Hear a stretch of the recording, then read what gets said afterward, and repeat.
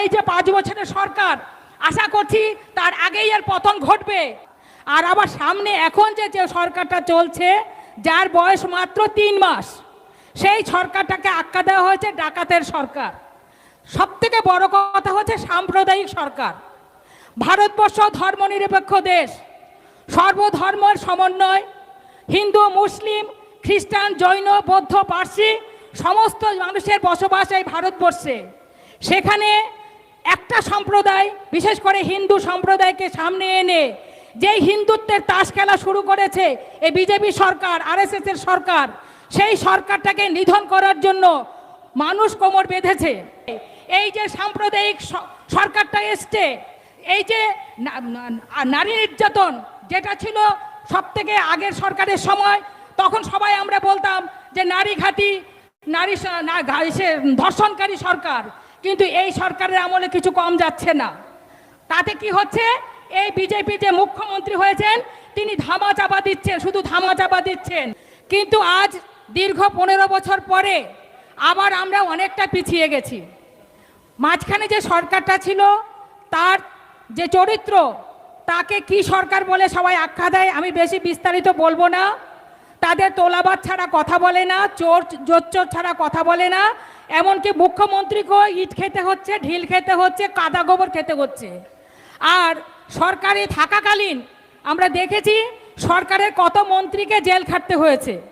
কিন্তু 77 থেকে আর 2011 পর্যন্ত 34 বছরের শাসনকালে বামফ্রন্ট সরকারের কোনো নেতাকর্মীকে, কোনো মন্ত্রীকে জেল খাটতে হয়নি, কাদা গোবর, ঢিল, ডিম কিছুই খেতে হয়নি।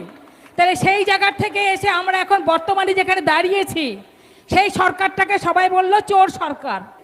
আসার পথে যখন মিছিল করে আসছিলাম, আমাকে একজন সাংবাদিক আমার বাইক নিচ্ছিলেন, বলছিলেন যে বামফ্রন্ট সরকারের কোনো ইতিবাচক দিক আছে কি না। আমাদের সভা শুরুতেই হঠাৎ করে 2-1 ফোঁটা বৃষ্টি পড়তে শুরু করলো। আমরা সাধারণ গ্রাম গায়ে কি বলি, এই পুষ্প বৃষ্টি হচ্ছে। মানুষ কোনো কথা বললে সেই কথাটা যদি কার্যকরী হয়, বলে তোর মুখে ফুল চন্দন পড়ুক। তা আজকের এই যে বৃষ্টিটা, এই বৃষ্টিটাই সংকেত দিয়ে গেল আগামী দিনের লাল ঝান্ডা পশ্চিমবাংলায় আসছে। সেইটাকে আমাদের বুকে নিয়ে যেখানে এই ধরনের ঘটনা ঘটছে, আজকে যেটা ডায়মন্ড হারবারে কিছুদিন দেখেছেন, আমরা লায়েক আলীর সমর্থনে সবাই সেখানে মিছিল করে এসছি। সেখানে যারা ধর্ষণ করলো তারা ছাড় পেয়ে গেল, আর একটা শিক্ষক তাকে এখনো পর্যন্ত জেল খাটতে হয়েছে। তিনি পুলিশ মন্ত্রী, পুলিশের রক্ষক, মানে শাসনের রক্ষক যারা পুলিশ, সেই পুলিশের থেকে, জেল হেফাজতে থেকে যিনি মারা গেলেন, তাকে তার স্ত্রীকে চাকরি দিয়ে দিচ্ছেন, তাকে ক্ষতিপূরণ দিচ্ছেন 10 লক্ষ টাকা, চাপা দিতে চাইছেন। কিন্তু বেশি দিন চলবে না। সেই জন্যই আজকে আমরা যারা এখানে উপস্থিত হয়েছি, এটাই আমাদের আগামী দিনে ভাঙড়ের শুভ সংকেত। এই সংকেতকে আমাদেরকে হাতিয়ার করতে হবে, লাল ঝান্ডাকে আরো বেশি বেশি করে তুলে ধরে আগামী, আর যদি সেটা নাও হয় আমাদেরকে 5 বছর পরে ধ্বংস করতে হবে, আবার লাল ঝান্ডা সরকারকে প্রতিষ্ঠিত করতে হবে, গরিব মানুষকে প্রতিষ্ঠিত করতে হবে। এই কথা বলে আপনাদের সকলকে শুভকামনা জানিয়ে, সকলের সহযোগিতা কামনা করে আমি আমার কথা এখানে শেষ করছি। ইনকলাব জিন্দাবাদ, সকলকে লাল সালাম।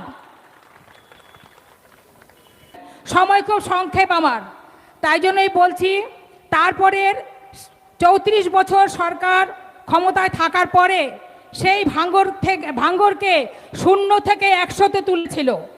কমরেড প্রভাতীকে ধন্যবাদ। আমাদের যে সমস্ত পলিহাট 1-এর শাখা সদস্য যারা আমাদের স্টেজে ডান দিকে সবাই আসবেন, এবং যে সমস্ত কৃষক সভার নব সম্পাদক তাদেরকেও ওই সঙ্গে আমি স্টেজের ডান দিকে অপেক্ষা করার জন্য অনুরোধ করছি। এখন আপনাদের সামনে বলবেন কমরেড পলাশ গাঙ্গুলি।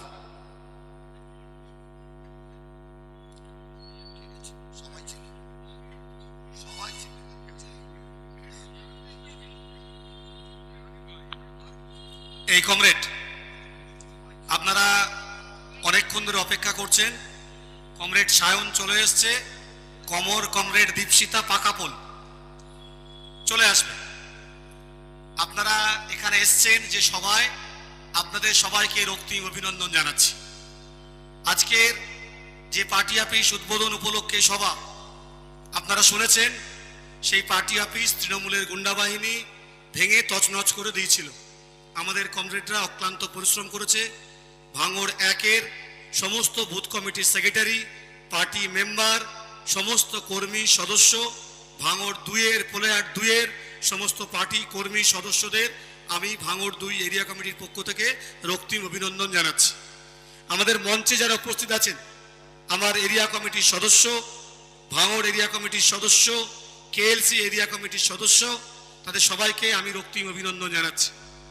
আর জীবনতলা এরিয়া কমিটির সদস্য কমরেড আশরাফ ভাই এখানে এসছেন, আমি একটু মঞ্চে আসতে বলছি। কমরেড আশরাফ ভাই এখানে আসেন। জীবনতলা আপনারা জানেন উপদ্রুত এলাকা, ভয়ঙ্কর অবস্থা, সেখানকার এরিয়া কমিটির সদস্য আমাদের মধ্যে এসছেন। কমরেড আশরাফ ভাই একটু উপরে আসবে, মঞ্চে আসবে। কটা কথা বলা, সায়নের বলার আগে, দীপশিতার বলার আগে, ভাঙড়ের মাটি দুর্জয় ঘাঁটি জেনে নিয়েছিল দুর্বৃত্ত। তারপরও ভাঙড়ের মাটিতে কিভাবে লুট হয়েছে, আরাবুল বাহিনী, তারপর শওকাত বাহিনী কি লুট ভাঙড়ে চালিয়েছে, কি ভয়ঙ্কর নৃশংস অত্যাচার চালিয়েছে তা আপনারা জানেন। সেই ইতিহাস, সেই ঘটনা নেতা থেকে কর্মী সবাই জানে। ঘর ভাঙার যে যন্ত্রণা, বাড়ি ছাড়ার যন্ত্রণা, রুটি রুজি হারা হওয়ার যন্ত্রণা, জীবন দর্শনের যন্ত্রণা আপনারা জানেন। পঞ্চায়েতে দাঁড়াতে গিয়েছি, পঞ্চায়েত নির্বাচনে অংশগ্রহণ করব বলে মেয়েকে দরজা বন্ধ করে বসিয়ে রেখে দিয়েছে, ফোন করছে যে তোর মেয়েকে ধর্ষণ করব, তুই নমিনেশন তোল। এই রকম হুমকির মধ্যে দিয়ে আমাদের কমরেডরা নির্বাচনে লড়াই করতে গিয়েছে, আক্রান্ত হয়েছে, মার খেয়েছে, কিন্তু আমরা লড়াই ছাড়িনি। ভাঙড় 2 এরিয়া কমিটি আমরা বারবার বলেছি, পৃথিবী গোটা পশ্চিমবাংলা যা বলে ভাঙড় তার ব্যতিক্রম বলে। এটা বাদল জমাদারের মাটি, এটা কাশেম মোল্লার মাটি, এটা কমরেড সামাদের মাটি। এ মাটি এত শক্ত, এত লাল, এত রক্ত দিয়ে তৈরি করা মাটি। এ মাটি দুর্বৃত্ত অত সহজে কিছু করতে পারবে না। আমরা বাদল জমাদার, আব্দুল সামাদ, কমরেড কাশেমদের উত্তরসূরি, আমরা তাদের ঝান্ডাকে বহন করে চলছি। আমরা বারবার জনগণকে বলবার চেষ্টা করেছিলাম, লাল পতাকা দুর্বল হলে কি হতে পারে। আপনারা জীবনের অভিজ্ঞতা দিয়ে বুঝেছেন যে লাল পতাকা দুর্বল হলে কি হয়, তার প্রত্যেকের জীবনের অভিজ্ঞতা দিয়ে বুঝতে পেরেছেন লাল পতাকা দুর্বল হলে কি হয়। তখন আমি ছোট্ট এসএফআই করি, হাফ প্যান্ট পরি, উড়ে পাড়াতে একটা মিটিং করছিলাম সেলিমের সঙ্গে, হাসানের সঙ্গে। বাড়ি ফিরছি, পোলেহাটের একজন মাস্টারমশাই মারা গেছেন, তিনি আলী করিম তার নাম। তিনি আমায় বললেন যে খোকা, তুমি তো লেখাপড়ায় ভালো, তুমি ঘরের খেয়ে বনের মোষ তাড়াচ্ছ কেন?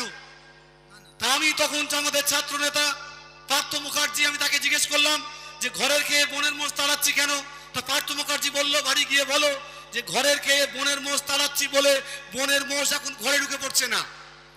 আমরা এসে বললাম যে আমাদের মতো লোক ঘরের খেয়ে এখনো যারা এখানে আছে দেখতে পাচ্ছেন, সায়ন কলকাতা হাইকোর্টের অ্যাডভোকেট, ও হাইকোর্টের অ্যাডভোকেটের কাজ করে কিন্তু বিনা পয়সায় গরিব মানুষের হয়ে মামলা লড়ে। বিকাশ ভট্টাচার্য হাইকোর্টের কাজ করে, গরিব মানুষের মামলাটা বিনা পয়সায় লড়ে।